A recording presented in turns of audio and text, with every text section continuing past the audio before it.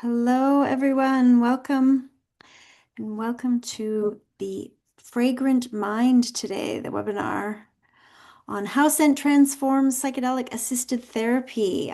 I am not Pam, as you probably tell. Pam is stuck at a ferry terminal waiting to get onto the mainland, so I am pitching in for her today. I'm Cheryl. You probably know me. I'm the Community and Operations Manager here at the Psychedelic Association of Canada, and everything that you get from me by email is from me. And I create most of these events, but I'm usually in the background. So forgive me if I mess up or make any mistakes during this webinar, but Florian has graciously accepted my presence, and so here we are. I'm excited to let you know that we're still doing our GoFundMe for the Freedom of Thought case, the trial to legalize psilocybin in the Appeal Court of Ontario. So please donate or share with friends if you have not done so yet. I will be putting that in the chat later. And as always, if you're not a member, we'd love to have you as a member. We exist mostly on membership funds and other gracious donations. And so while you're here, please let us know where you are calling in from today. We'd love to know where you're joining us from, and I will pass it over to Florian. Thank you for joining us today, Florian. Thank you, Cheryl. I hope you can hear and see me okay. I'm really excited about this topic, the fragrant mind. I have a few slides, well, more than a few slides, as I always do. And I think we just said, put your questions in the Q&A box, and then we'll have plenty of time to address them. And in the meantime, I think, I just want to share my passion for this topic. I'm going to start by sharing my screen. So I think that's working. It is. It looks great. Okay. The Fragrant Mind, how scent transforms psychedelic therapy. A little bit about myself. AJ, who I don't know who that is, Windsor, Ontario. Beautiful. So I'm a psychiatrist by training. I went to medical school in the 90s, moved to New Mexico, where I live now. I live in Taos, New Mexico, 26 years ago to do my psychiatry training. Was a real keeper of the faith, wanted to be really know everything there is about the brain and how psychiatric medications influence it. And then in my private practice started, back in 2010 or so, heard the first whispers of ketamine. And I had a lot of people that had really, probably a better way to say this, but burned out of the system. They had very disempowering experiences. And then my interest in aroma goes way back to childhood, really. I've always been interested in aromas. I used essential oils on myself to study in medical school. That's just one example. And while I was still at the University of New Mexico in Albuquerque, I felt a little inhibited. And then in my private practice, as a friend of mine said, I jumped out the allopathic window. And I got to say, there's actually a lot of solid evidence and tantalizing clues how powerful aromas are and how powerfully they can enhance psychedelic therapy. So, in fact, I'm saying something that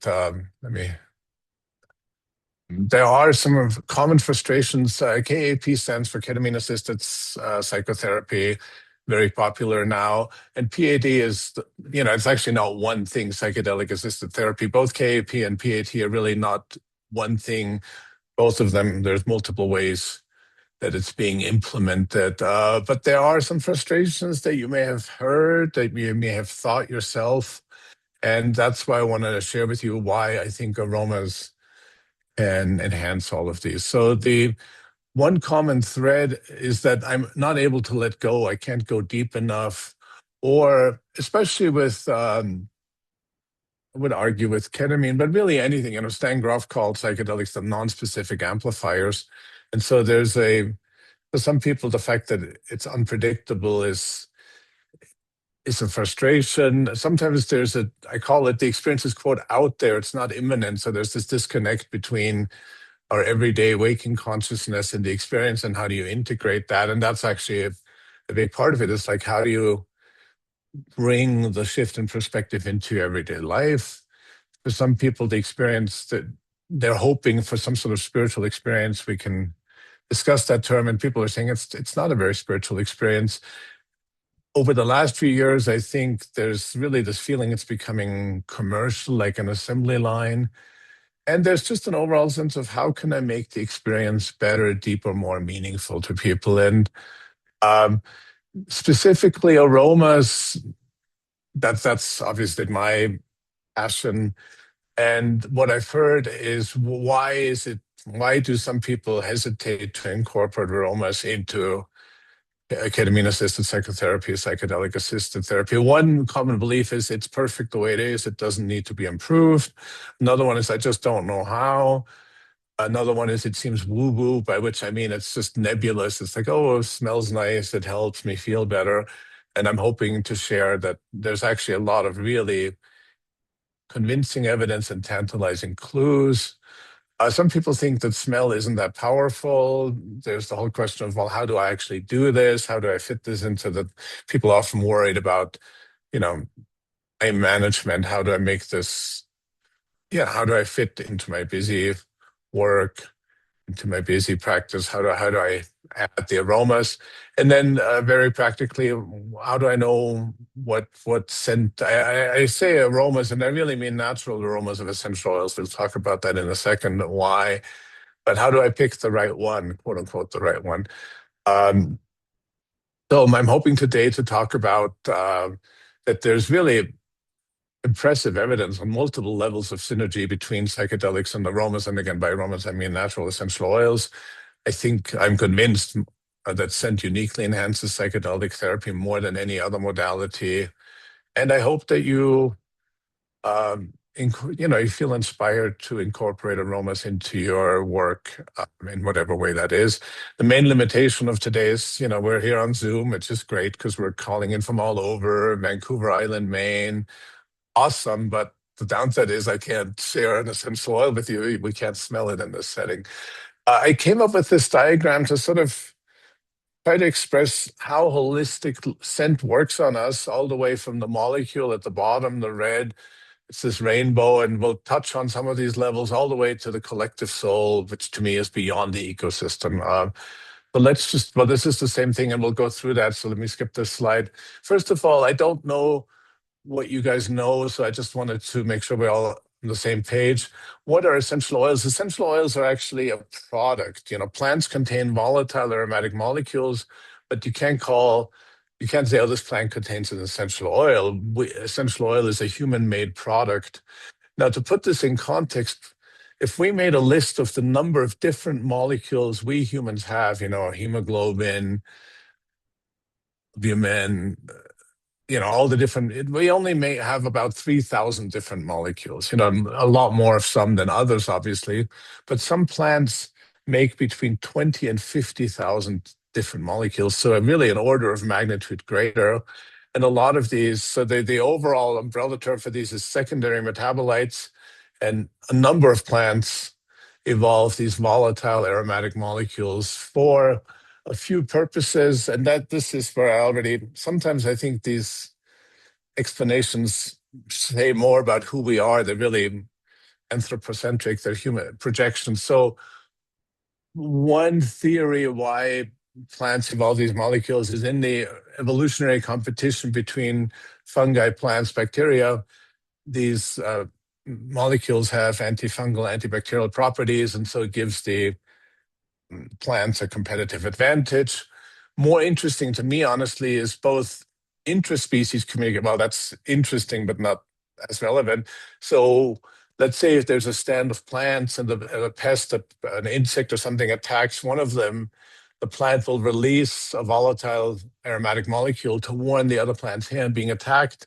And this has been shown in many cases of this, where the plants then change their chemical makeup to be less palatable to the invading pest. The most interesting is really what I call a cross-species or trans-species communication. The classic example is really pollinators. About 200 million years ago, this amazing thing happened where plants figured out, well, the one thing plants can't do is locomotion. And so to enhance pollination, they figured out how to attract pollinators, including with aromatic molecules. And it's more than just, oh, this plant smells like I can eat it, and this one smells funky, like maybe it's poisonous. There's this communication to me is much, much deeper, and that's why I call essential oils the molecules of connectedness. There really is a communication that happens at multiple levels, as I'll elaborate. The other reason to use essential oils is they're stable. I can use essential oils from a plant that doesn't grow near where I live, that's not in season. They're very easy to use. And they are, again, you and I have more or less the same liver, the same skeleton, but what makes us unique is our personality. And so you could say that the unique scent of a plant is like the unique soul of the plant. And that's where different plants have different ways of supporting us, different messages, let's say. Um, One thing that's really important, especially when it comes to the soul to soul communication, really how is the scent touching our psyche, is what I call aliveness. It's a term that goes back. Hildegard von Bingen used the term viridita. She was a prophetess. I think that's the right word. I think in the 11th century, and she wrote a lot about the reason that plants work on us is because we share this aliveness. A lot of essential oils are mass produced. That's just unfortunately the reality. And I think again, this is really the intelligence, the soul of the plant. So I think that loving relationship all the way from visiting the plants. I'm doing this right now. I'm going around saying, oh, look, it's way too early to distill anything for the plants that are going to be flowering in a few months. But just knowing where they are, honoring them is really, really important, because all that experience is the plant experiences that, and it goes into the essential oil. And I think, for those of you who are familiar with essential oils, you might have heard about GCMS, gas chromatography, mass spectroscopy. It's a fancy chemical analysis. But to me, really, what makes an oil alive is if I'm emotionally moved by it. There's oils that make me cry. There's oils that really just create profound emotion in me. And that's what I'm looking for. The chemistry can look good. We can talk about that. But the real important thing is does it touch my soul? And I'm going to ask a question, open-ended question, but why do we have a sense of smell? In fact, I'm included some research that just came out a week ago or something. So tantalizing clues about why we even have a sense of smell. I've already talked about molecules of connectedness.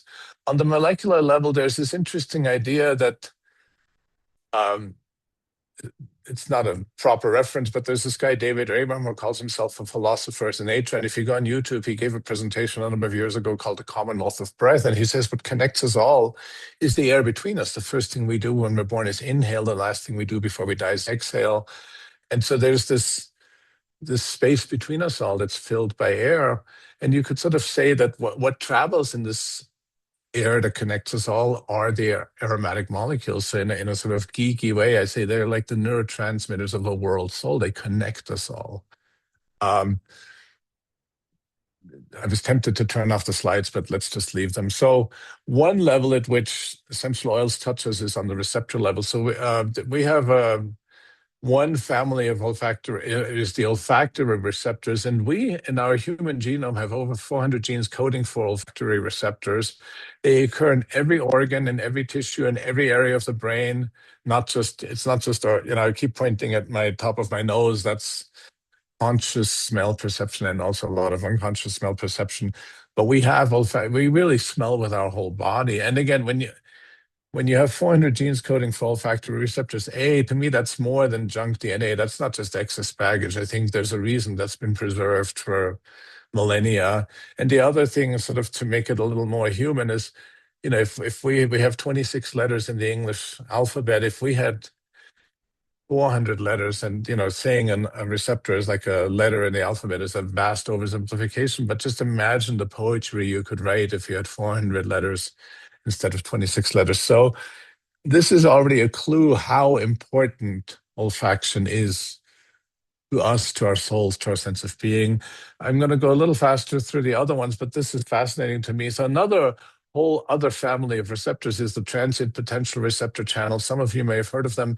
So when you smell or drink mint tea or eat mint chewing gum, there's not just the sensation of mintiness, but also this cooling sensation, like literally like it's cooler, like temperature cooler. And that's mediated by these transient potential receptor channels. So menthol triggers them. The menthol is a constituent of mint aroma, and it makes us feel cool. And the other example is capsaicin. So what makes various forms of chili and spicy peppers hot isn't just it's spicy hot, but it's also temperature hot because it trips these receptors. And this isn't just interesting and curious, but these, and I realize that there's a typo there that I overlooked, but these channels, abnormalities in channels occur in a variety of psychiatric disorders. So I think these receptors are interesting. And then the newest ones, and I don't even want to linger on them, there's something called trace amine associated receptors. And again, a lot of them are bind psychedelic molecules, and some of them bind particular, as far as, I mean, these have only been discovered in the last few years. Some of them bind aromatic molecules, often unpleasant ones, foul smells. You can see like one of these tars is triggered by mouse urine. No, that's kind of gross. But again, already clues that something's happening between olfaction and psychedelics. On another level, um, this is my passion. I geek out. So olfaction is the only sense we have that bypasses the thalamus. So the reason you're not feeling the clothes on your skin right now is because your sense of touch actually filters out what's always there, like your clothes, but you can still feel a hug. If we were in a crowded restaurant, you could hear my voice because your thalamus says, okay, that's the voice that's important, and I filter everything else out. Scent is different. It goes, I call it CN1, which people are like, what's that? So the first cranial nerve is the olfactory, well, part of it is the olfactory bulb at the top of the nose here. There's a bone called the cribriform plates full of holes, and the nerves go through that, and we'll talk about more of that. But it's actually part of the brain. It's the only part of the brain that's exposed to the outside world. Everything else, all our other input is filtered through the thalamus. And just sort of remember this, but the next target from the olfactory bulb, from the first cranial nerve, is the piriform cortex, which hold on to that thought. So this is another diagram. You can see in the middle of the diagram the olfactory bulb at the top of the nose. You can see these little, I don't know if you can see these little blue nerves going through the cribriform plate. And then it goes, the other thing that I like about this diagram, the first red arrow goes to the piriform cortex, which obviously we'll get back to that. It's important. This is just another way of the same thing. Now, this is literally came out, April 28th, so 2 weeks ago. So there was this idea that the arrangement of the olfactory nerves, going back to this, was more or less random. In this study that literally just came out, they mapped the olfactory receptors in a mouse nose, and there's actually a spatial code. So I don't know if some of you may remember this. The first evidence of the organization of the visual perception was these layers, I think, I want to say it was in the 70s, maybe it was earlier. But we're getting clues now that olfactory perception isn't just random. There's a bunch of random olfactory receptors in a random arrangement, but there's actually a spatial order to them. This study focused on the receptors in the nose, the olfactory bulb of the mouse, and then the next step is, well, what is it in the brain? So again, this is a tantalizing clue that the way we perceive scent is a lot more organized than we used to think until 2 weeks ago. Sorry, this is again one of these slides that my face might be slightly more interesting than this, but just I think one reason this is important because abnormalities in scent are very common in brain diseases, obviously Alzheimer's, Parkinson's, even schizophrenia. There's a review article, the second reference, there's 139 medical conditions where there's some disorder of the olfactory system. The flip side of that is the third reference, olfactory stimulation. And the study came out 3 years ago, well, almost 3 years ago now. I got all these emails from people saying, what should I do?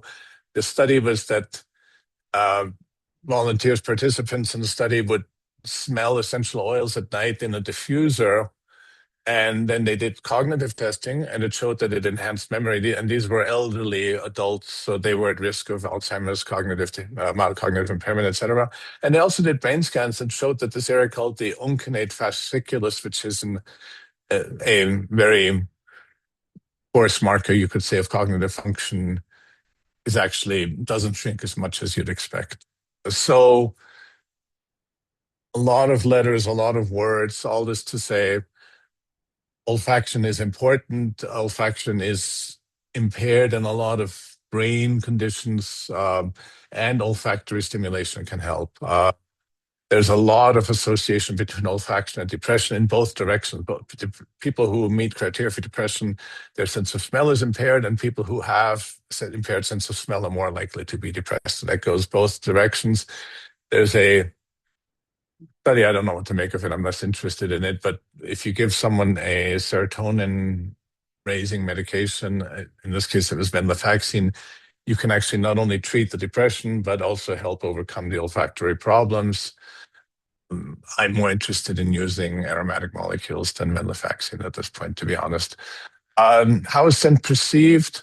It's really like a melody. We don't live in a scent vacuum. There's all these scents all around us. So how do you hear something um, that you can discern? And there's this whole foreground background thing, which this has happened to me, and it may have happened to you. If you use the same deodorant or perfume, or even the same flavor of toothbrush for a long time, all of a sudden you can't really smell it anymore because it's really become part of the background.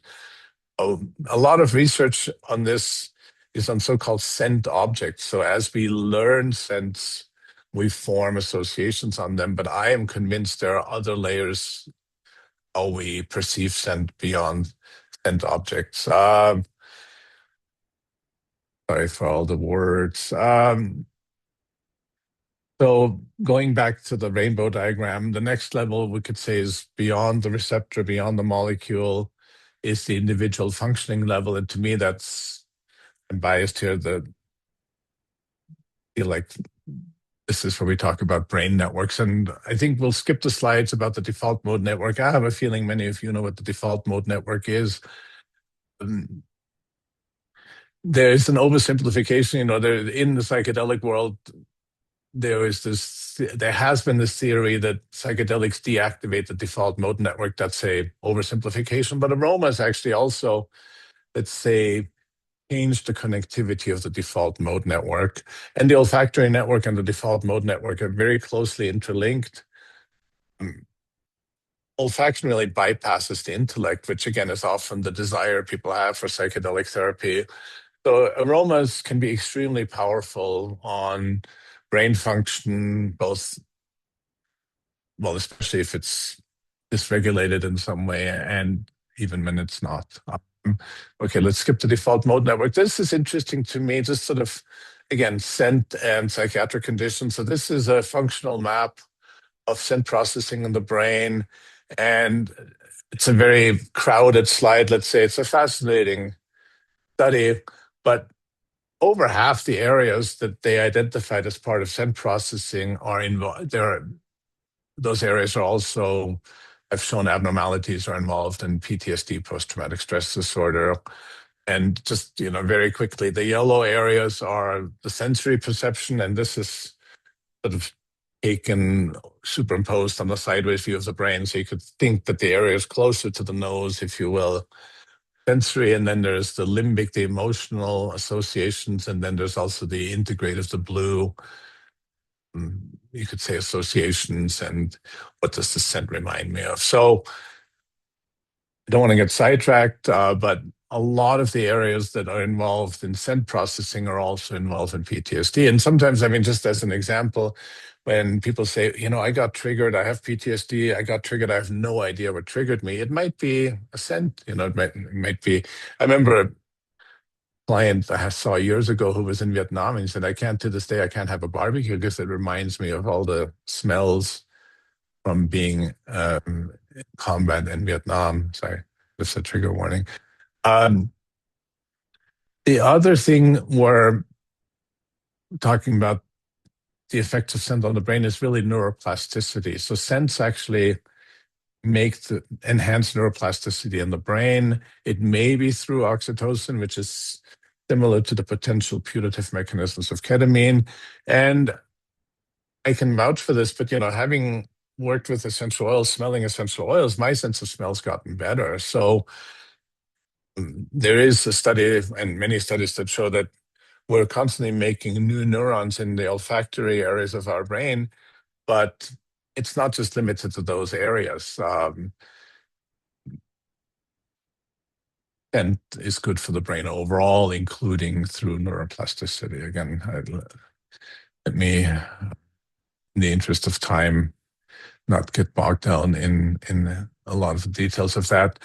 Um, there are a few studies on the psychoactive effects of aromas. One fascinating one is there's a study from the 90s about using black pepper essential oil to reduce cigarette craving. And this was actually the motivation that some of you may be familiar with Matt Johnson's study of psilocybin for smoking cessation. And they actually incorporated black pepper essential oil. And it's very obscure.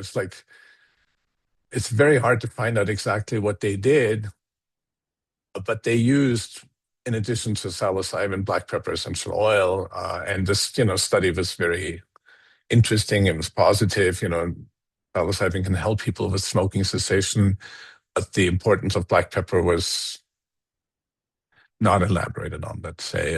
There's review articles.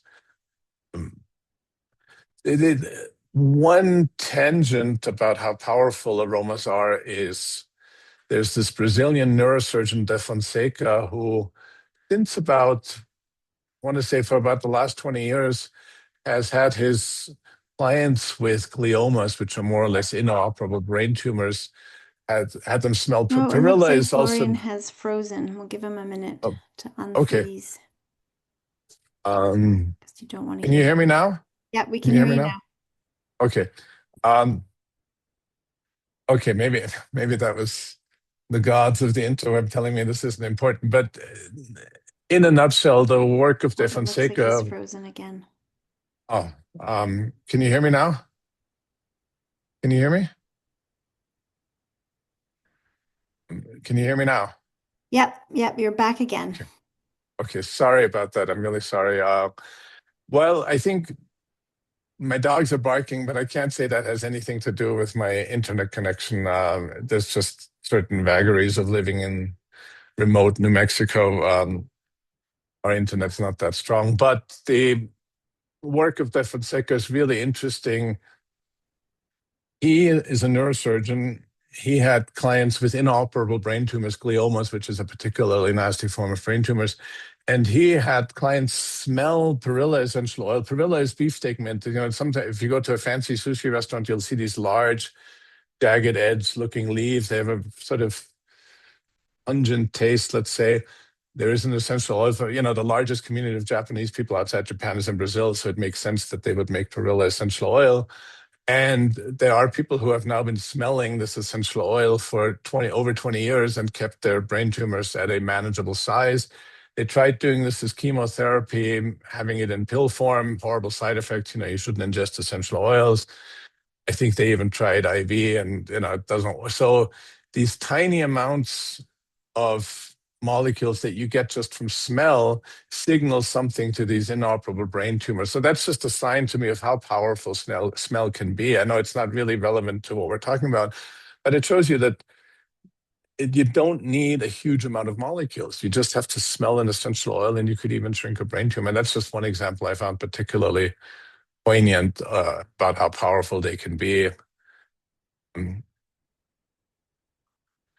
Sorry, I'm getting another level at which aromas, I think, work is what I would call the interpersonal level, which is memories. And really, the master of this was Marcel Proust. He was a writer in the late 19th century, early 20th century in France. And the story goes that he had a cookie as an adult, and taste is mostly smell. And this cookie reminded him of the same cookie he had when he was a kid at his aunt's house. And he wrote a 3,500 page, thinly veiled autobiographical novel. And early on, there's really this a lot of several paragraphs about how scent memory is different. It starts out with, I can ask you what your phone number is or what 2 + 2 is. You can give me an answer, but scent memory is different. Like you have the scent and you get these goosebumps. Like I'm not quite sure what's happening, and then you smell it again, and then you have this very vivid, immersive memory. And the quote, the last paragraph of the long quote is, when from a long distance past, nothing persists after the people are dead, after the things are broken and scattered, still alone, more fragile, but with more vitality. The smell and taste of things remains poised for a long time, like souls ready to remind us. I won't read the whole quote, but it just shows you how powerful memory can function on that level with memory. And again, I am convinced that memory scent doesn't just operate on this level, but that's a level I think we've all experienced in different ways. On the community level, I always would say, a lot of the community scents there are shared scents that bond us. In European, North American culture, we can say Christmas, and there's certain scents that remind you of Christmas. And if I say Christmas, you can think of certain scents. The annoying example, for lack of a better word, is pumpkin spiced latte. When did that become a thing? But we all know what that means. And this is really fascinating. There's a study that just came out again a few weeks ago. They took two indigenous populations somewhere in Asia. Sorry, I'm having a senior moment. And part of this tribe, or this indigenous people that are very closely related, are hunter-gatherers, and they survive by hunting and gathering. And some of them have become agrarians. They farm, and they actually have a different. Their olfactory perception has evolved in different directions. As you could assume that as a hunter-gatherer, you're really dependent on your sense of smell. Is the animal that I'm gathering or that I'm hunting near me? Is this plant that I'm foraging safe to ingest? And as we become farmers, it changes. I don't want to say we lose our sense of smell. I think that would be a misinterpretation of the data, but the repertoire of how we incorporate this into our interaction with the environment is different. And that to me, so that's, to me, that's more interesting than pumpkin spice latte. So that's why I put that in there. I just want to jump on. So I think olfaction also works at a deeper level. Let's just, well, the example that might not come back to in South America, those of you familiar with ayahuasca ceremonies and stuff, they'll use agua de Florida and Palo Santo, and there's shamans that specialize in working with scent. They're called perfumeros. And I really think that this isn't just sort of the scent object we talked about, whether it's biographical, the level of Marcel Proust, or cultural, like pumpkin spice latte or Christmas scents. I think scent really touches us at yet another level, which I'm a Jungian, so I would say it's the archetypal level. Let me give you one example. So the Ketoret is the ancient Jewish incense. So in the Old Testament, in Exodus 34 to, 30, 34, 38, there's a very precise description of how to make the sacred incense that you were only allowed to burn in the temple.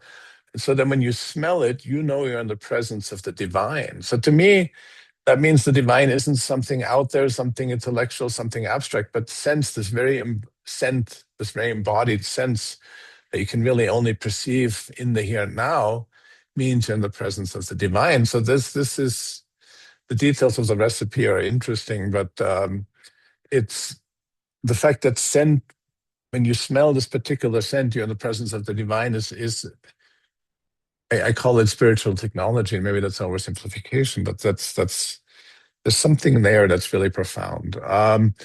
The other masters of scent were the ancient Egyptians. Their entire cosmogony, their story of the origin of the universe had to do with scent. So the first thing that happens is They have the genders backwards. So Mother Sky and Father Earth get together, and their child is the blue lotus. And the blue lotus, as some of you may know, is both an aromatic and a psychedelic molecule. And you can see on the one hand, the illustration on the bottom is these Egyptian ladies who are holding blue lotus in their hand. One of them has, the one in the middle has one on her forehead. And they also, the other detail is you see these little, it looked like maybe sugar loaves on top of their head. Those were wax balls, or not balls, but things that were infused with smells, and the body heat would warm them enough to release the scent. So scent was really, it wasn't just, oh, I want to smell nice. It was really, scent was deeply linked with meaning, the origin of the universe. The other, so much to talk about. We could go back to him, but Osiris, which you can see illustration behind in the upper right. You can see he holds two things. One is sort of this thing that looks like what's now often called a bishop's crook. And the other one is an instrument that was often called a flail because they thought, oh, he's the pharaoh, he can punish people. But it's actually a ladaniferum, this, I want to say, Italian Egyptologist, a number of years ago, very convincingly identified this. And this is an instrument, you drag it through a plant called cistus to collect the resin, which is one of the oldest aromatic substances. I mean, it's called labdanum. And so the story of Osiris, or Cyrus as an archetypal figure, is deeply linked with labdanum and the scent of labdanum. So I feel like maybe we should go into that during the Q&A period, because it's a story that I find fascinating, but I don't want to lose you guys. Um, Another level at which essential oils act is really what I would call the ecosystem, really that deep sense of connectedness. And there's this article from a couple of years ago about nature and human well-being. So the idea that being in nature is healthy for us is fairly well established. It's turned into things like forest bathing. But it really, there's a number of studies. This is just a review article that the way we benefit from nature is really through olfaction. Does that mean if you smelled essential oil mixture that's representative of the forest, is it the same as walking through the forest? Probably not, but I think when you're in the forest, you really need your sense of smell, conscious and unconscious, to really connect with something larger than ourselves, larger than our intellect. And so that the next level of that is really this, I'm a Jungian, so I use words like the collective unconscious. And this is where I think scents speak to us way beyond. Scent objects in a nutshell is, in the same way, if you see something that you can identify as a chair, even if you've never seen that chair before, it's because you've sort of, your visual association cortex has seen a bunch of chairs and come up with certain rules that you're not conscious of. You can say, oh, that thing looks like a chair. And the same happens with scent objects. That's more studied in rats and dogs and other animals where we know their sense of smell is more important to the way they perceive the world. The other research that's very supportive of this is, it's terrible, it's marketing research saying, oh, if there's certain smells that people can't even smell, below the conscious threshold of detection, we can get them to spend more money, which is, nefarious, but interesting research coming out. I'll leave you with it. I didn't put it in, but there's in Freud's book Civilization, it's discontent. There's this tantalizing footnote where he says, when we were four-legged animals, thing in front was our nose, and so we perceived the world mostly through our sense of smell. And then when we became two-legged and walked upright, we switched more to our sense of vision. That's it. No further references, no further discussion. It's like, I think smell is much more important still than we give it credit for, even if we started walking on two legs. And I'm going to try and go quickly here, but at all these levels, really, scent and psychedelics interface and interact. So let's just jump right in. On the molecular level, there's some of you may know this book. It was written by Schultes, Hoffman, and Retsch, Plants of the Gods. It's a first edition was in the 70s. I think there's a new edition from the 90s. It's a anthology or collection of all the plants that they knew at the time were psychedelic. And if you read it, they're not even conscious of it. But they're like, oh, the essential oil of this plant, the essential oil of that plant. It's always the psychedelic molecules are often in the essential oil, and they're not saying, hey, wait a minute, what's going on here? Um, as a interesting side note, ketamine was synthesized in the 60s, patented, but then only a few years ago, 6 years ago now, they isolated ketamine in a fungus in the Brazilian rainforest.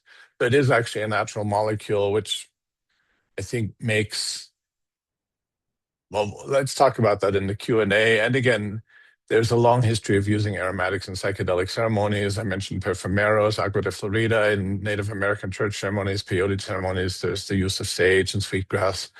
And here's where it gets really interesting. So the person who thought more about this was Sasha Shulgin, the guy who rediscovered MDMA and synthesized several hundred molecules himself.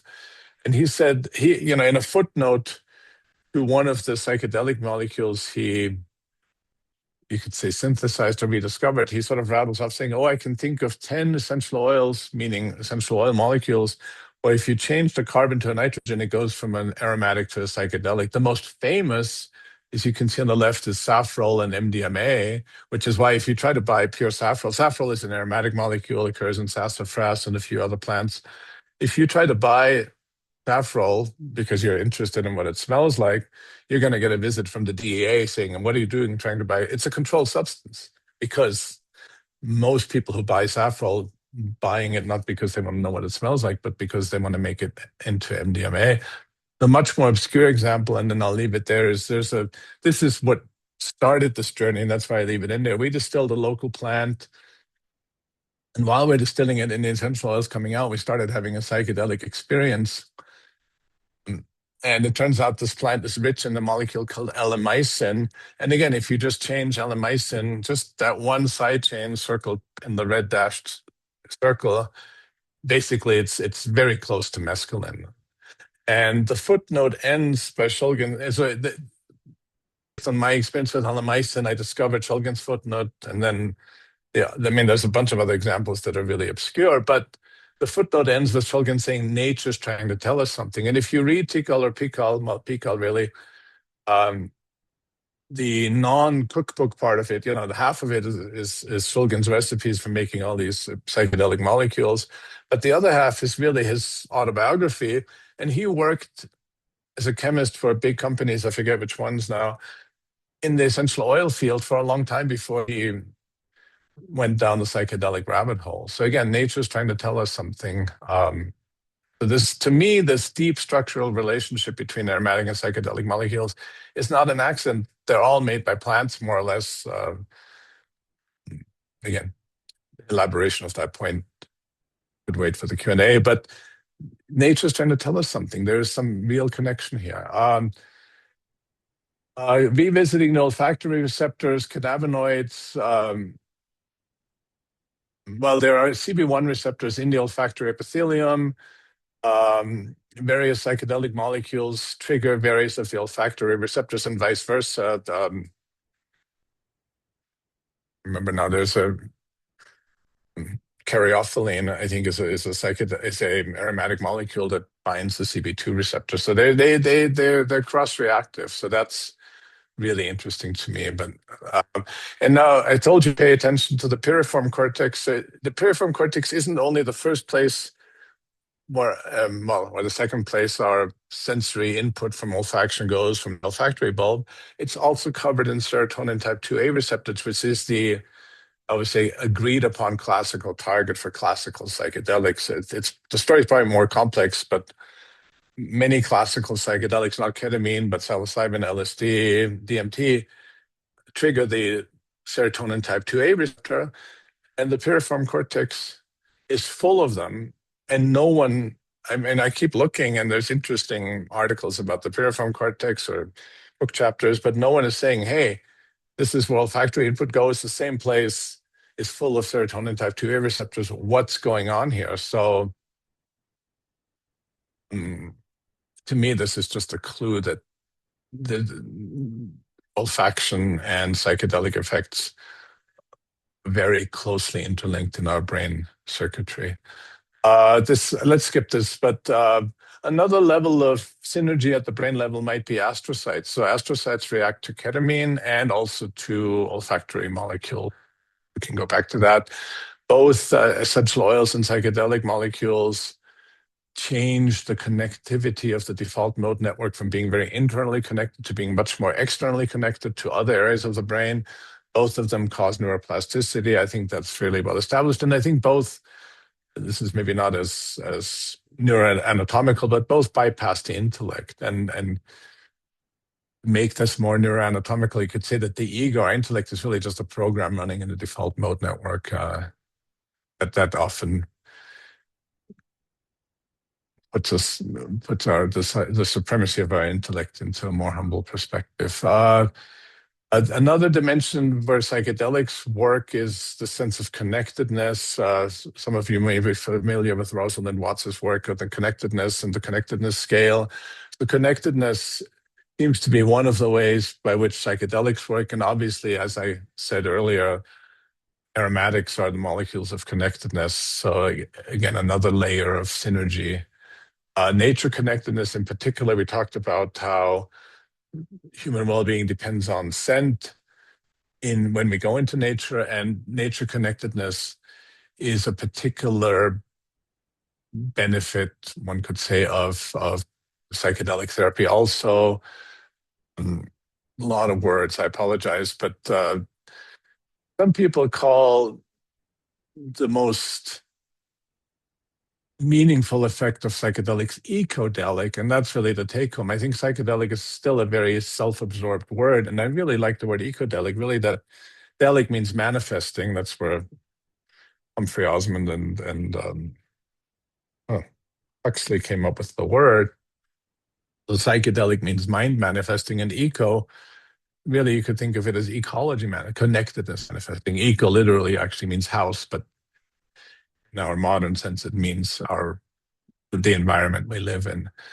And um, I think one of the greatest benefits of psychedelics is really this deep sense of connectedness with what's larger than our ego, which the most obvious level of that is really nature. Okay, let me quickly go here. I hope I didn't talk too fast because I feel like I'm covering more ground than I thought I would. And so I'll turn the slides off in a minute and then we can have a Q&A.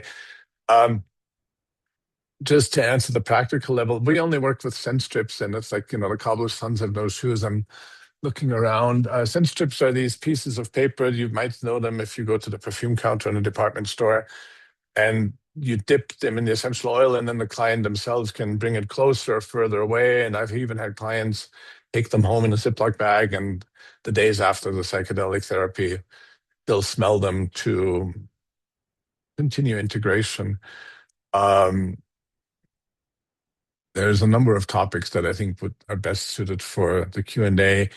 How to select an essential oil. I think it's really based on intention. This is something I've come to. Is this the only way? No. Is this the right way?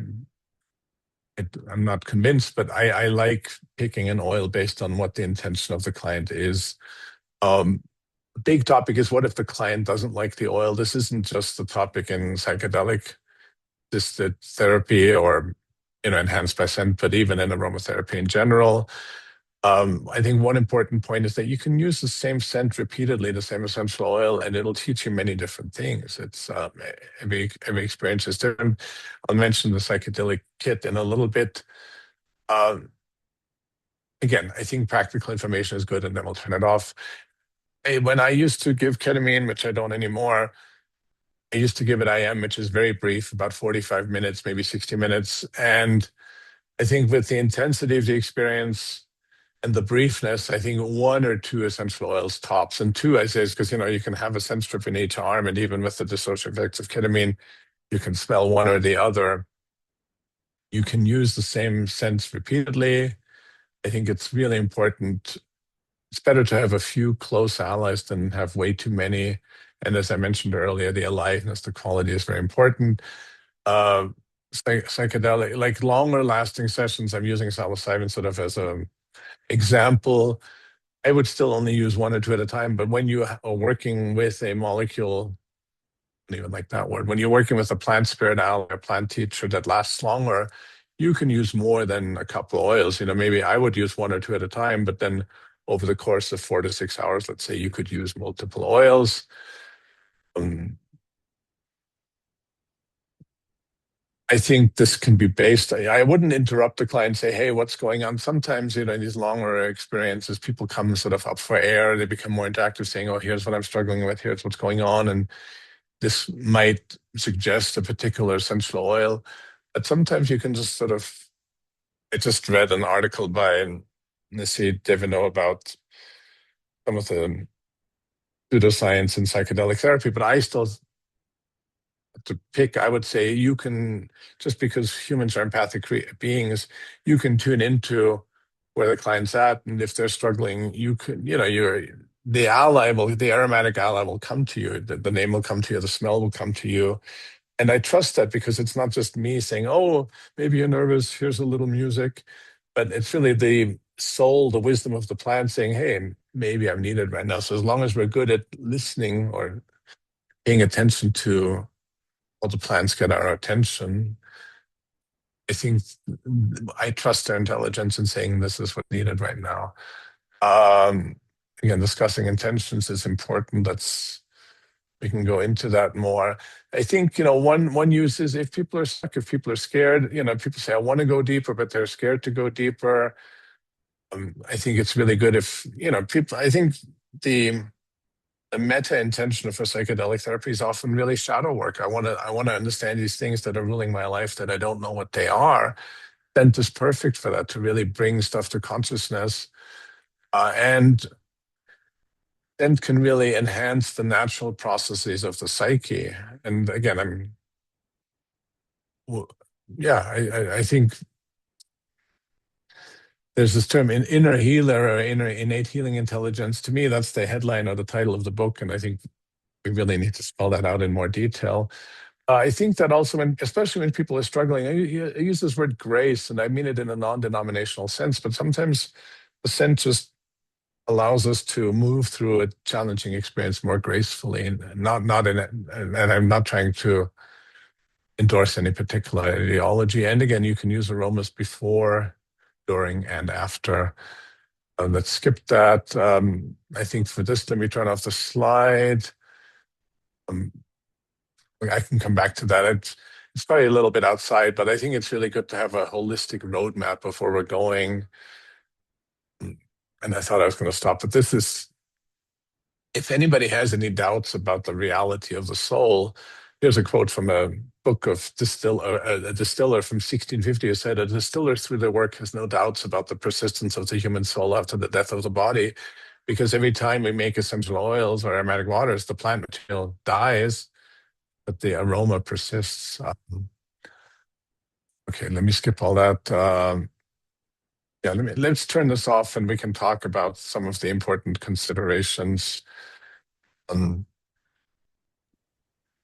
okay, Carol, are there any questions that came up? I see things in the chat, but maybe there's questions that I just can't see. And let me. There's no questions in the Q&A box. We'll get to those because I have a couple questions, and these might be so Okay. basic because I'm not a psychedelic assisted therapist. But when you talk about choosing scents for a psychedelic assisted, journey, a session, what you know, do you group the scents in like this is these are stimulating ones, these are relaxing ones? Like how do you because I'm sure you don't come and hand them like 50 cents and say choose one. How, like do you choose them? Do you get the client to choose them? Yeah. Is it based on what they're wanting to do in the session, their personality, or is it how you Yeah. feel? Like is it how do they speak to you and how do you decide Yeah. I which? think that's a perfect question to jump in because my approach has evolved. When I first started offering ketamine with scent, would pre-select a few oils that I thought might be relevant and have the client pick one. And then I became much more direct, if you could say. I would say, well, what's your intention? And I think it's really important to have an intention. It's not just, oh, let's see what happens, or, recreational. I think that's a whole debate. But I think saying, this is what I want to work on, this is what I want to explore is really important. I think that's what makes it therapeutic. And then the intention, sometimes consciously, but a lot of it is really sort of through my own relationship with the aromas. The aroma will come and say, hey, or you know, I'll smell it, even if the aroma's in the bottle, or I'll just have a sense based on experience. So if people are like, oh, I want my heart to be more open, I think my heart's very closed, I would say anything, well, the best is really rose, but other florals, someone's like, there's this issue I just can't understand. It's ruining my life. I keep doing this behavior that I'm sick and tired of, but I don't know why. I would say, I mean, this is classic. What's hiding in the shadow here? And I mentioned labdanum earlier. So labdanum is the resin of the cistus plant, which the more broad category of that particular is rock rose. So there's hundreds of species of rock rose, and one of them in particular is the cistus ladanifer. In fact, the ladanifer refers to the resin. And again, it's an ancient aromatic substance, and I call it the master of shadows. We used to say, don't use this at home without being properly introduced. But if someone in a session, supervised session, is like, I really want to understand, I think the labdanum is really great at bringing shadow issues to the conscious. And that's really, I don't want to get too sidetracked, but that was really Cyrus's and the archetypal pharaoh's job. Some of you may know labdanum from men. A lot of young men now have beards, and you might have seen labdanum in beard grooming products because it's sort of a misoversimplification. Because the Egyptians, the men had, or the pharaohs had these stylized beards, which were just really, they were not real beards. They were stuck on, and they were just really fancy scent strips and filled with labdanum. So people think, oh, labdanum is good for the beard. No, I think it's a misinterpretation. There is the scent strip stuck right in front of your nose that was suffused with labdanum. So you had to sort of do shadow work. You had to look at your unexamined issues all day long. And this was psychology before we had psychological language. So the story of Osiris is, he gets killed, goes to the underworld, comes back, goes back to the underworld. The closest modern analogy of that is Neo and the Matrix. That's why I think people found that story so fascinating. But what's the realm of shadow is the realm of unconscious, and the underworld are, we think of it as the underworld if we don't have the psychological language for it. So labdanum is really good for bringing up shadow issues. If someone's struggling with commitment, saying, oh, I really should change this behavior, whether it's stopping smoking or going to the gym or whatever. That's a terrible example. I find there's again another ancient smell, galbanum. It's actually in the ketoret. So in the ketoret, it's no essential oil. They didn't exist back then. But ketoret is not ketoret. Galbanum is a plant that's similar to fennel.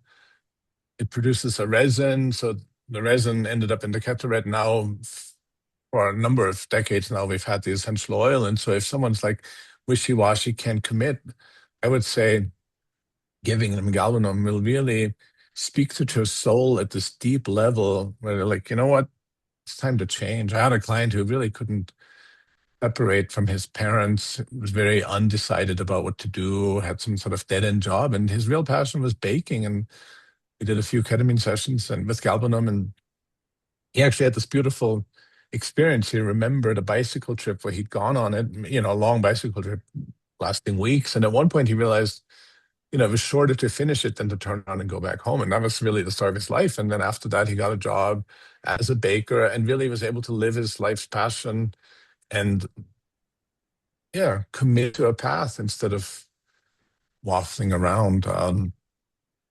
So these are just some examples. I think, as I said, another important principle, it's better to have a few good allies than to have hundreds of oils. As you said, I wouldn't give anybody 50 oils, but even just in my own personal relationship, I think for most people, having 4 or 5 oils that they know when they smell them, what happens to them, that relationship will really shape how the scent comes to you when the client says, oh, here's my intention. And you're like, oh, this seems like a good time to use whichever rose or labdanum or galbanum or others. I would trust that because it's really based on your relationship with the essential oil to that guides your decision. So that's where I've come to over the years, but there's different ways to do it.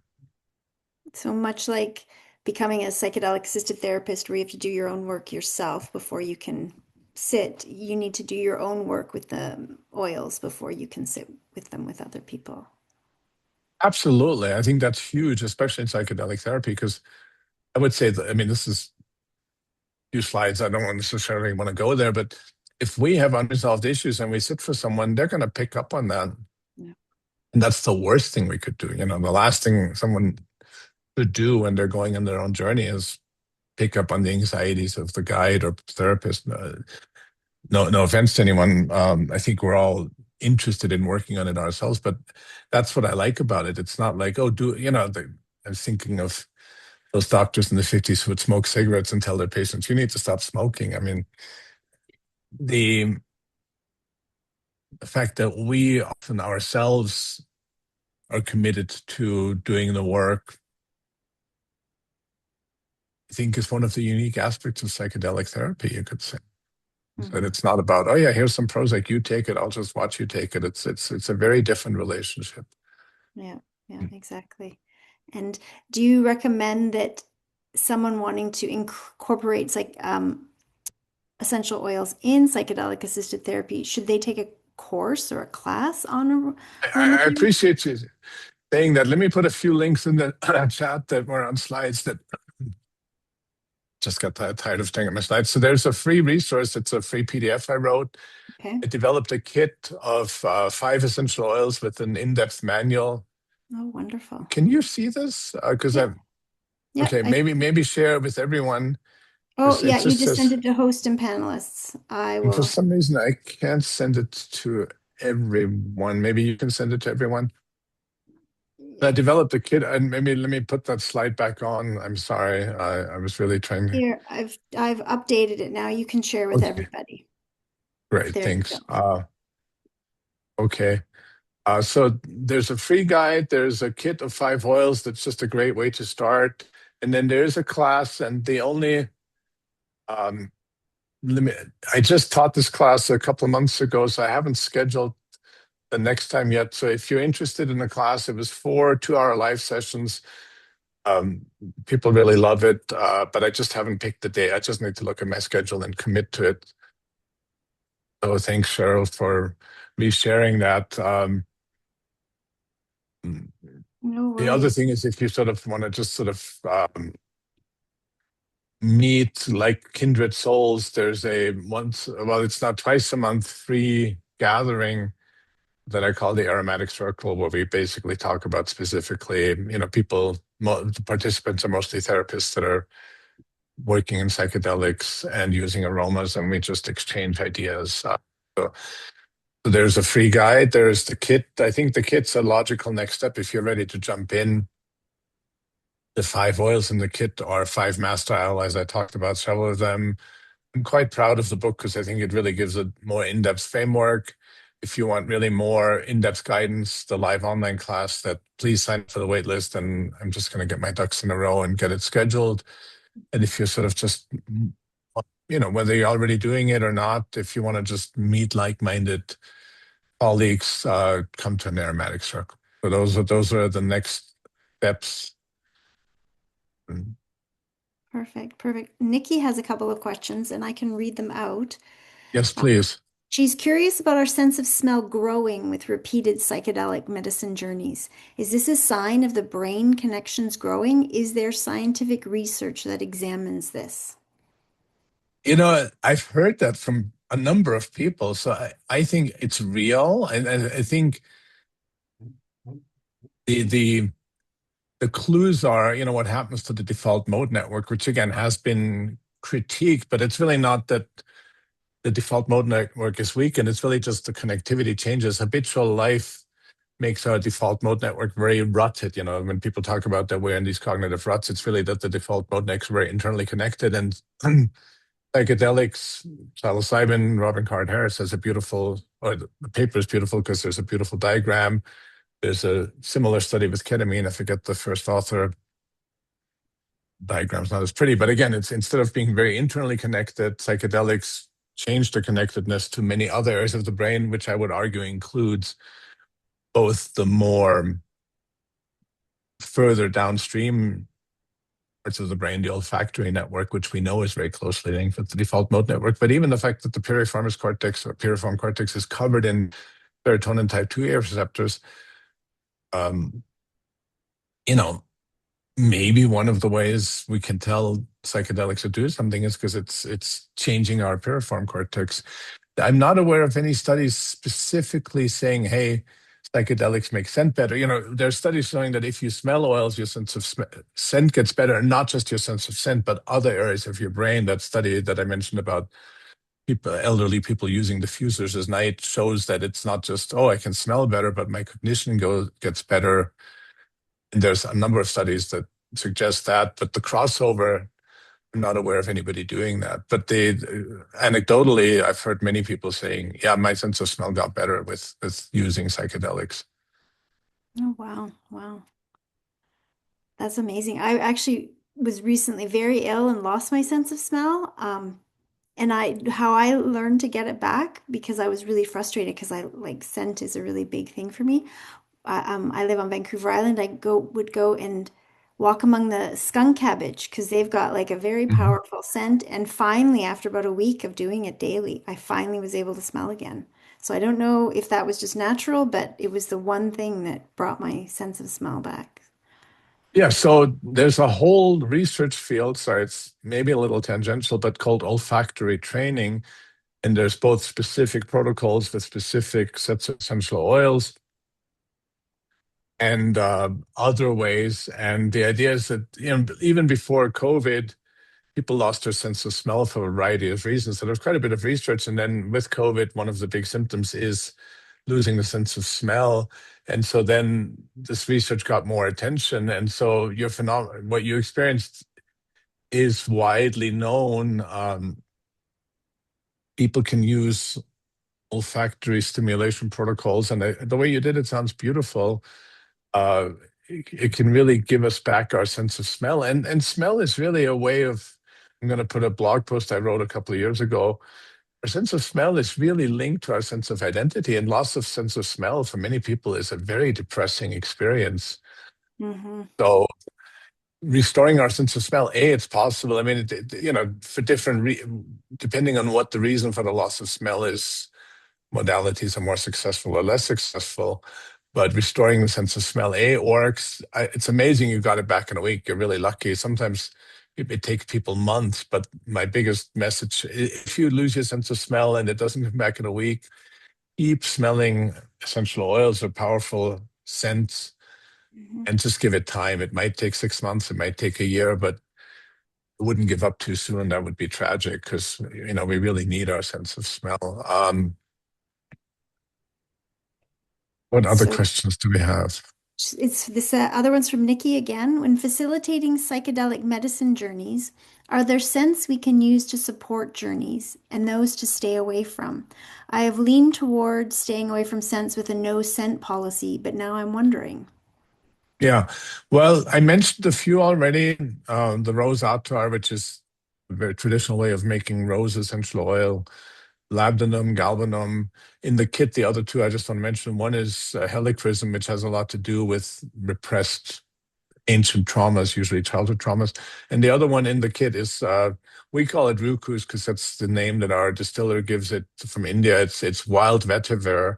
And that's mostly good for the end of the journey, especially ketamine. Often people get nauseous, and it's really like a flight. The bumpiest part of the flight where most people throw up is right before landing. And it's similar with ketamine, I would say, most of the time. I mean, there are more nuance to that. But I think just to help people come back safely, it's good to have certain oils. So there are different oils for different purposes.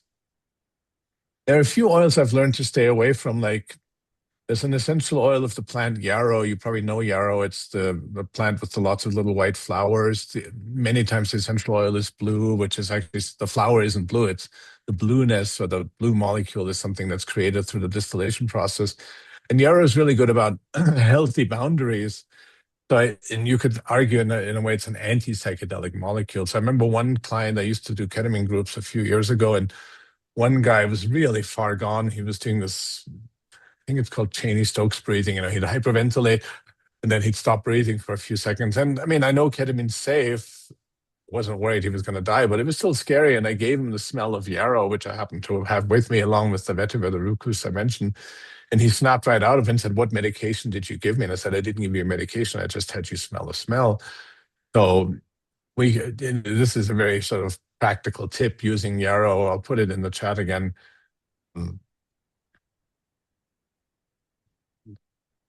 Zoom autocorrect. So if yarrow and vetiver to rapidly end psychedelic journey.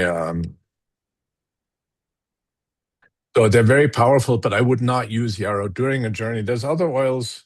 There's an oil, I'm fascinated by it because it's métier, which is the smell of clay. They distill clay into sandalwood oil. They call it métier. There's actually, it's one of the newest words in the English language. I think it was a word that was only invented in the 80s called petrichor, that smell of, when it's raining and you smell the soil after when the rain hits it. But it's a very grounding oil. So I've learned that if you give that to people, they don't really have a psychedelic experience. So about the whole no scent policy, I had one client who was adamant about no scents because she had that chronic fungal infection. I forget what it's called now, but he was really ill and frail. And she said, "I don't want any scents." I'm like, "Fine." But out of hundreds of clients I've worked with over the years, most of them, when I said, "Well, why don't we enhance the journey with scent?" Everybody was open to it. And um, this is an oversimplification, but if you work with essential oils, natural scent molecules just by smell, the likelihood of an allergic reaction is very low. Like there's a few caveats. So of course, a lot of scents are artificial. I think all bets are off there. People can have horrible allergic reactions to synthetic scents, which is where I think a lot of the no scent policy comes from.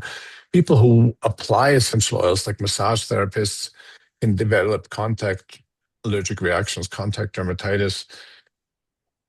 And there's another example I'm trying to think of now, but again, well, in general, scent molecules are very small, and allergens are generally larger molecules like pollen or other larger molecules.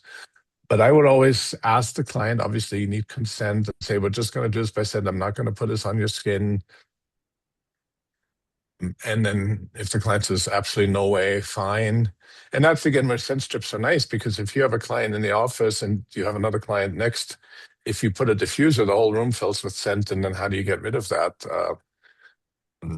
Yeah, that's So the true. scent strips, it's there, and then you can throw it away, and then the room hasn't been filled with the scent. I'll say sometimes people misinterpret symptoms. Like there's a plant here, sagebrush. Some of you may know it. We make an essential oil from it, and it'll make your nose run. But that's because it literally makes the mucus run outside. It's kind of a gross.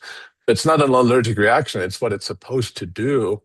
But I think it's also important to people what happens. But again, if someone says no way, I don't want smell, we got to respect that. Or you can, again, during the prep session, during the introductory session, say, "Hey, I worked with scents. Here's some scents.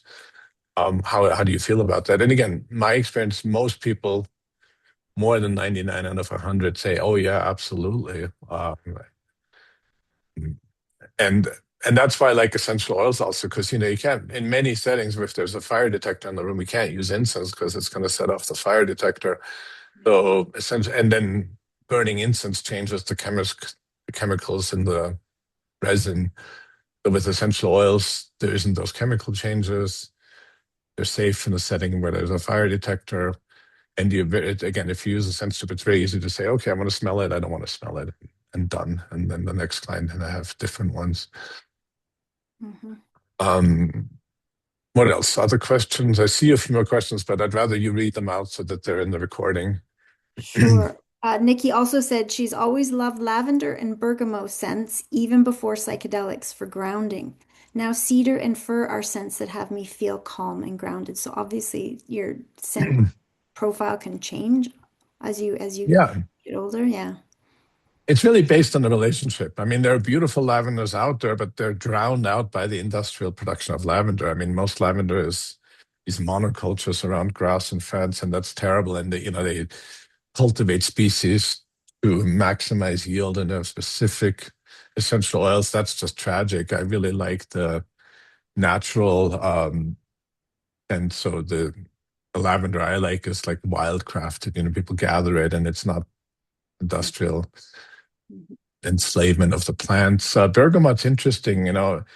Citrus oils in general, just here's a rule of thumb, they spoil very fast. So we haven't found citrus oils of adequate aliveness that last long enough, which may not exist. But I haven't worked much with citruses because usually, for some reason, they always go off. Before, maybe it's where I live, but I love bergamot. But once I, what Oscar Wilde said, I have a very simple taste. I only like the best. So once you have this deep relationship with with alive essential oils, the worst is going through an airport and the duty free shops and these horrible, because most perfumes now are synthetics because it's cheaper and blah, blah, blah, blah. It's horrible. So I just haven't found a bergamot in the last few years that speaks to me the way other oils that I have deep relationships speak to me. But if you have a relationship with it, uh, great. Bergamot that's what's in Earl Grey tea. It's an ancient aroma. And cedar and fir, both of those are, I really like conifers and trees. They're very grounding. We distill a lot of conifers around here. We've done ponderosa pine, juniper, pinon. We've done different parts of the juniper. And, you just really feel, it's funny because I don't know if it was the pinon or the juniper, but someone smelled it and said, oh, it's giving me a vision of a forest fire. And where we collected it was, we have, knock on wood, it's a very dry season, but there was a forest fire there like 40 years ago. And juniper still tells that story through its scent. I think that's beautiful. Mhm. So, in general, a good rule of thumb is big tree oils are very grounding. And again, it's going back to the Egyptians. One of the symbols of Osiris is the jed, which looks like a electric pole. It's actually a very abstract representation of the spine. And part of grounding isn't just to have my feet on the ground, but in a very stupid way, I apologize. The reason a ladder works is because every rung is above the other. Grounding isn't just are your feet on the ground, but are you integrated? I think that one of the medicines or one of the gifts of these tree oils is, there's the tree, there's the trunk. It's going to integrate you both having your roots in the ground, but also remember to be vertically, sorry, what this vertical, to be aligned in all these realms like the tree. Mhm. That's beautiful. Yeah, it's so true. I didn't think about that because everyone talks about grounding, but then yeah, to keep the energy flowing, you have to stack yourself well. Yeah, I think that's just as important. Carolina has a question. Can you talk to the spirit or soul level of the relationship with plants through scent, through essential oils? So would you say that the essential oil, this distilled aspect of the plant, is a physical representation of the plant spirit, and that you can deepen your relationship with that plant spirit by being in relationship and experiencing the essential oil? Very untypical for me. I'm just going to say yes, absolutely. I think that's really why we have a sense of smell is really that, why we evolved in a world full of scents. The fact Mhm, that we can smell these things isn't just, oh, the milk's gone off, or maybe I shouldn't eat that plant, maybe it's poisonous. It's a much deeper relationship. And it is really that soul to soul, or I would distinguish between soul and spirit, but that's maybe splitting Jungian hairs. But I think that's why we have a sense of smell. Serotonin, which we all know, many of us know, because it's a molecule in the human brain, was a plant molecule for millennia before it was a human molecule. Why does it exist? And the same with dopamine. Dopamine is actually not a very useful molecule because its breakdown product is toxic.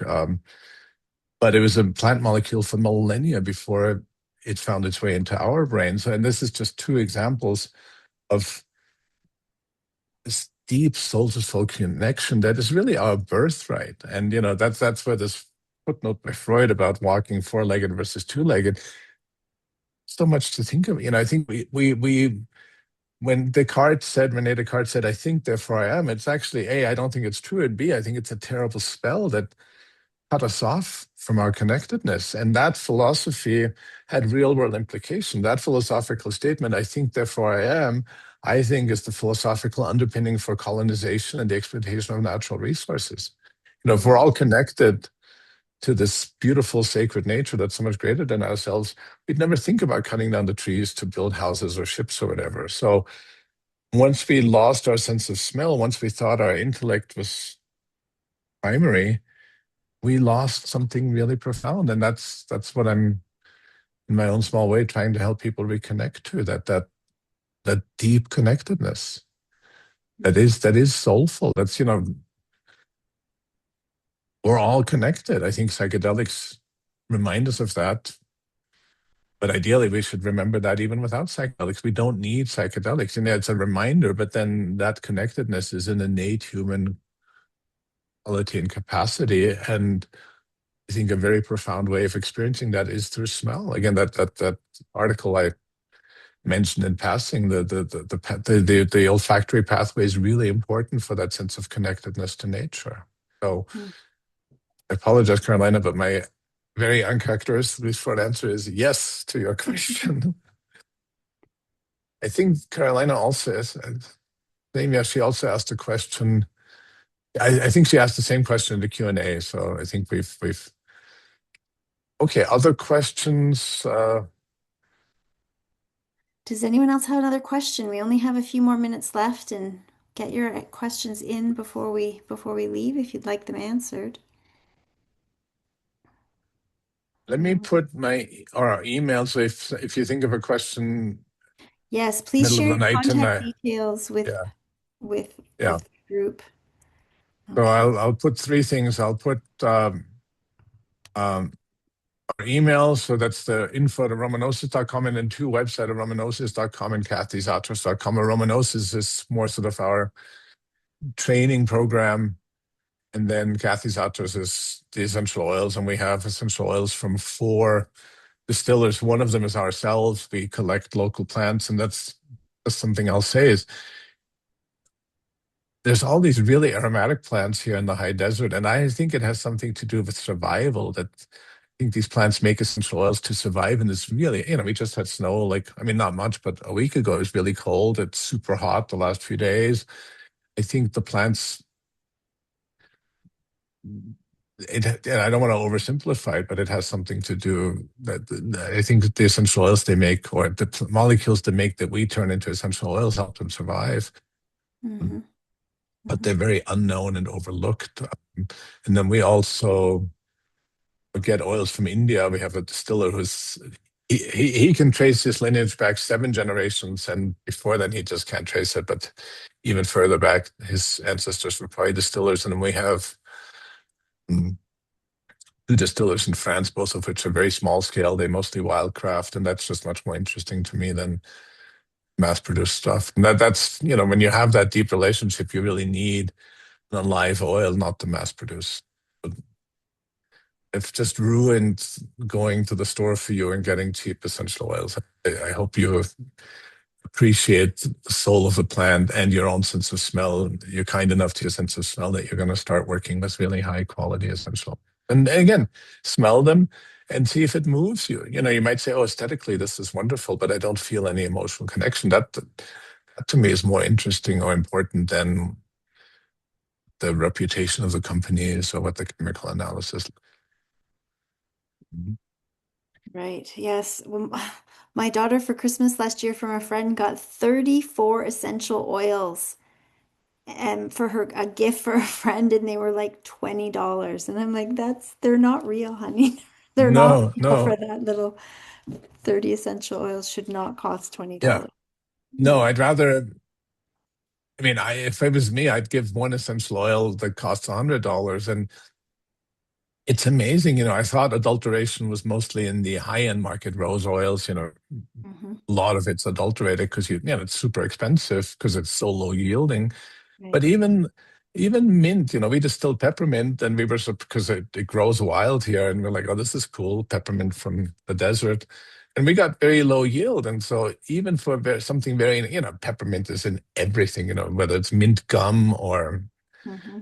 they adulterate that stuff. It's so much easier and cheaper to make menthol from fuel products than to distill it. So even at the even for inexpensive essential oils, there's a lot of market pressure to adulterate. And again, we're putting these in our noses. We live in a world surrounded by artificial smells, Mhm. and I think that's really tragic. Yeah, yeah, it definitely is. And they don't smell half as good as the real ones either. It's No, not even close. yeah. Like, yeah. Once you know what it really smells, and that's why I think, when you're at a perfume counter or at the duty free at an airport, it's all synthetic. It mostly gives me headaches, and people are like, "Oh, this is so great." But once you have that relationship, once you really feel the soul of the plant behind the aroma, because again, the aroma is really just the language. Didn't put it in here, but you can Google it. The world's most spoken language is terpene. Terpene is just a Mhm. name for some aromatic molecules. These are the molecules of communication, of connectedness. Once we speak that language, the synthetic substitutes are just horrible and the pale shadow. It's so true. And is that why they give us headaches? Because it's true. If I can't even walk through one of those perfume counter areas without I getting, hadn't thought about that, but probably it's like your brain going, "What the hell?" yeah. It's like why do we have the ability to feel headache? A lot of that is the what's the word? The wisdom of the body. That sort of, this is not good for you. You shouldn't be. And again, these. Oh, don't get me started about perfumes. But it's, yeah, I'm going to ruin your enjoyment of a lot of scents out there. Because once you really connect with natural essential oils, a lot of things just don't smell even tolerable anymore. No, that's so true. Yes. Yeah. Um, Carolina has said you can also smell the plants themselves like lemon balm or lilac if you don't have access to the oils. Yes, I agree. I mean, the hardest part of that is when they're out of season. Mhm. I mean, how do you know what season it is if you don't look at your watch or the newspaper? Part of it is, what are the smells in the environments? Winter has a different smell than summer. I love lemon balm. It's one of the most expensive oils because it's so low yielding. I'm always on the lookout, and it spoils really fast. So I'm always on the lookout for lemon balm oil. Lilac is interesting. Again, lilac is one of those plants. There's a few plants, try to be brief, that don't have reservoirs. The classic reservoir is coffee. You grind the coffee beans. The beans are full of these little beers that you break them open by grinding the coffee. And that's, so if you like coffee, you're doing aromatherapy. But lilac, jasmine, and a few other plants that I can't remember now, they don't have reservoirs. They're constantly synthesizing. So it's very hard. Lilac essential oil is very hard to make because you can't just throw a bunch of lilac flowers in the still, because the molecules are being made. So there's all sorts of, and distillers have known this for centuries. So there's all sorts of clever ways to try and put those fragile or these non-reservoir aromas. And I like what Aaron said in the chat. Synthetic aromas are like artificial flavors in food. Absolutely. Once you know what real food tastes like, you can't go back, thankfully. Yeah, that's so true. And so with lilac, because my favorite way now to keep the scent of lilac for a while is to put it in sugar and have Mm. it absorb into the sugar because I found that was the only way because then I have sugar to use with lilac flavored sugar, Yes. but also it seems to last long because I've tried distilling it and it didn't work Mm. very well. And so is that why? No. Yes.